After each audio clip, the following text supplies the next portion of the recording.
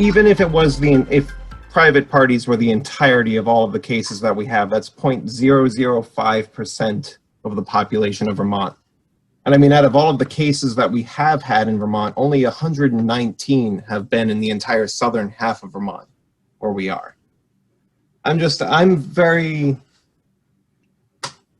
I'm not thrilled about the governor telling us what we can do in our own house, especially when we're coming to the holidays.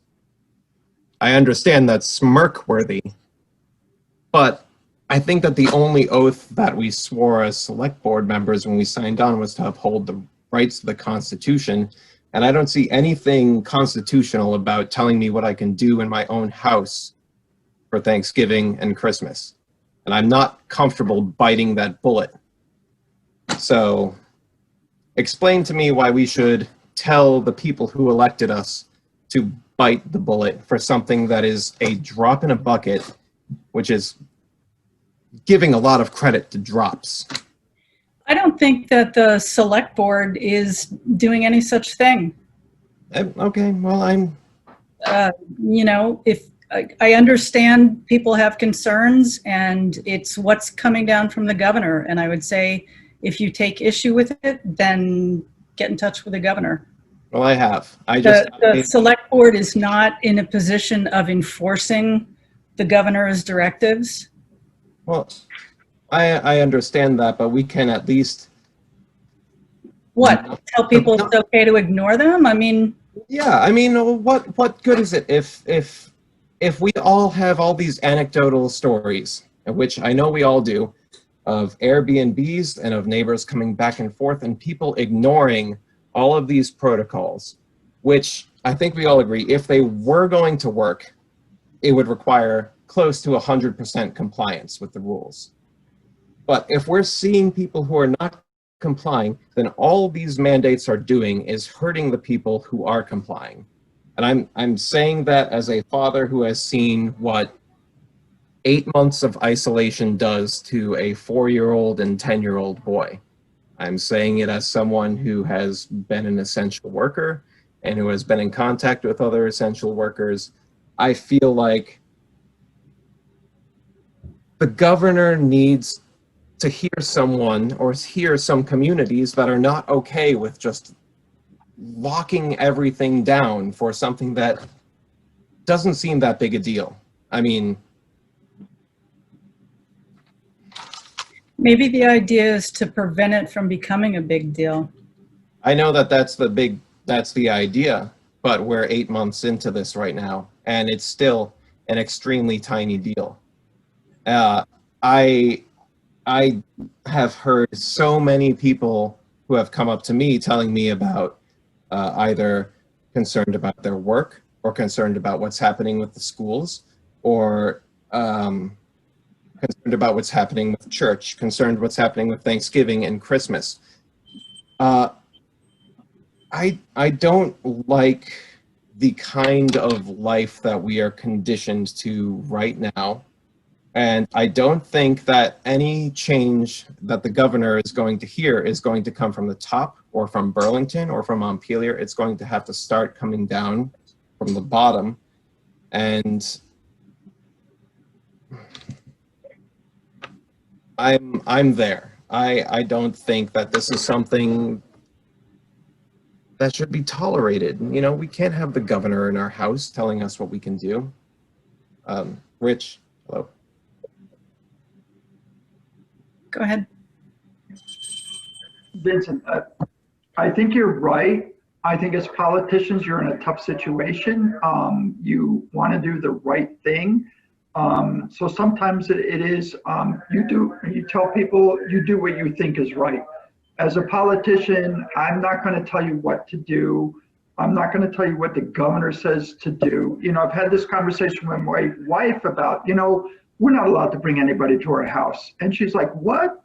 That's impossible. And like, we're like, okay, but we want to do what's right. But as a politician, you just have to tell people, do what you think is right. We want to stop this COVID-19. We really do. But this is going a little bit too far in my eyes. I think we're all beyond frustration with the situation. And I think at this point, it's pretty clear that people are pretty much going to follow their own instincts. Right or wrong, you know, that's what human beings are going to do. And I think time will tell who was right and who was wrong. I just think we should support the individuals and their choices. Everyone right now has the information that they're going to stick with. I don't know. I tell my wife it's up to me and you to keep us safe, period.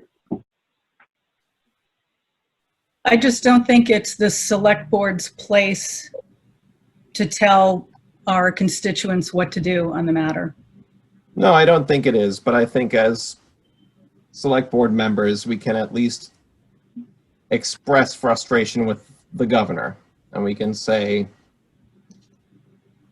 I don't care what you mandate or what kind of guidance you suggest. If it comes into individuals' houses, it should come down to individual responsibility. I'm not comfortable with anyone in government expressing to us what's best for us. You know, the whole thing about the bars closing at 10 o'clock, it's because they think that as alcohol comes into the picture, that people will no longer respect distancing guidelines. And it's essentially nanny state stuff saying, you've had too much to drink, it's time to go to bed. And for something that is still, even with this latest spike, very small. I mean, I'm blown away by how small the numbers are for how much we've all, everyone here, has had to go through for the past 8 months. I don't think it needs to get drawn out any longer, but I just think that we should be aware that this started as a 2-week thing, and now we are in November and talking about not doing Thanksgiving and not doing Christmas, and who knows when it happens. It shouldn't be about eradicating any possibility of this disease spreading. It should be about tracing it, keeping an idea on it, and just moving on with our lives. Kelly?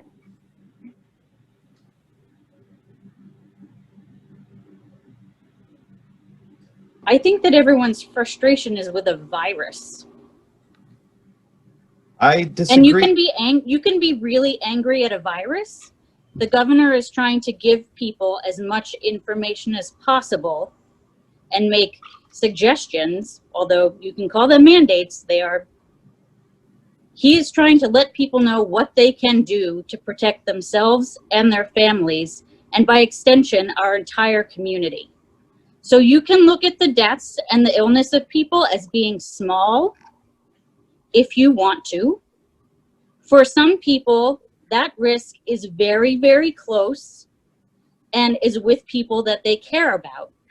And so if people are choosing to follow guidelines, it is maybe because there's someone in their life that they love that they are choosing to protect.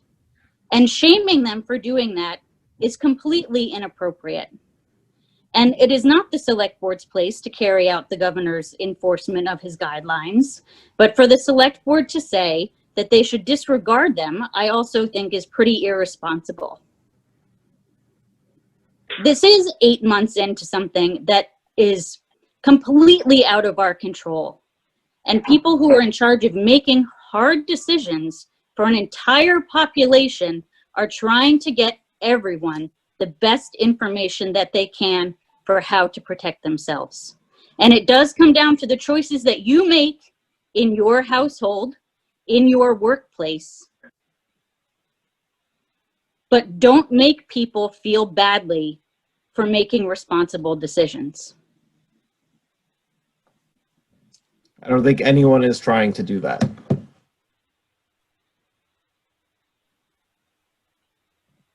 Can I say something? Yes, you may, Jim. You know, it's not going to be all that much longer before a vaccine will be available. And a whole lot of this stress and anxiety is going to go away. We just got to ride it out.